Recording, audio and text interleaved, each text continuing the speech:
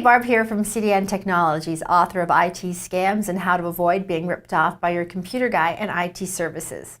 A lot of time is spent on staying protected from the newest type of scam or the newest cybercrimes, but as is true with many things, remembering the basics is the entire foundation of making sure you, your company, and your clients remain safe. Everyone in the company or organization should know basic security principles. Security principles and policies should be documented and part of every new employee training.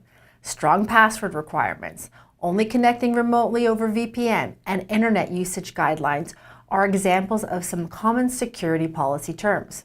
Strict penalties for violating the security policies should also be detailed. It's not a good habit to save files onto your computer if there is a location on the network or on your server that they can live. They're much less likely to be backed up on your computer, whereas they're reliable and regularly backed up on the server. And if you ever use websites or software that do not require regular password changes, set a calendar reminder to change the password yourself every other month.